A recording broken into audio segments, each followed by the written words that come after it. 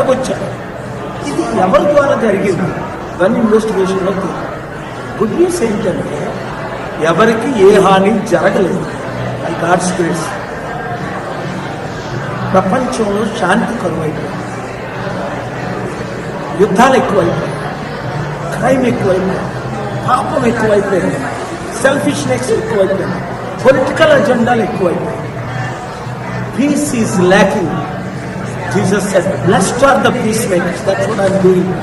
నా పీస్ శాంతి చర్చలు సఫలం అవ్వాలని ఇజ్రాయెల్, యుఎస్, ఇరాన్ యుద్ధం ఆగాలని, అలాగే Iran Lebanon, Israel Lebanon, Israel Lebanon, Iran అన్ని యుద్ధాలు ఆగాలని ఈ వీడియో అందరికీ షేర్ చేసి ప్రేయర్ చేయండి. పాల్ గారు చెప్పింది కొంచెం మనం కొంచెం కామెడీ ఆ యాంగిల్లో చూసినప్పటికీ కూడా ముఖ్యమైన అంశాలు ఏంటంటే యుఎస్లో చాలా ఏంటంటే ఎకనామిక్ సూపర్ పవర్ అయినప్పటికీ కూడా అక్కడ విపరీతమైన సొసైటీలో టెన్షన్స్ పెరిగిపోయాయి. సో ఒకటి ఏంటంటే ఇంటెన్స్గా పొలిటికల్ పోలరైజేషన్ అయిపోయింది. ఈ ఎలక్షన్స్లో యూజువల్ అంతలా అవ్వదు యుఎస్లో, కానీ మనం చూసాము నో కింగ్ ప్రొటెస్ట్లు జరిగాయి.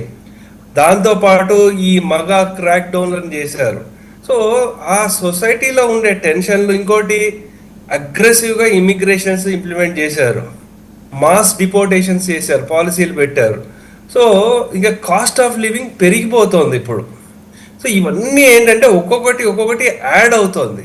దాని మీద యుఎస్ ఎన్ని ట్రిలియన్స్ ఖర్చు పెట్టిందో ఇంకా $1.5 ట్రిలియన్స్ అడిషనల్ కావాలని అడుగుతున్నారు.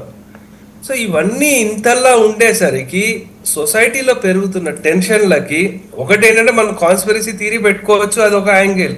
కానీ సొసైటీలో పెరుగుతున్న టెన్షన్లకి ఏదో ఒక రూపేణ బయటికి వస్తుంది ఆ ఫ్రస్ట్రేషన్. దాంట్లో కూడా ఇది ఒక కోణంగా కూడా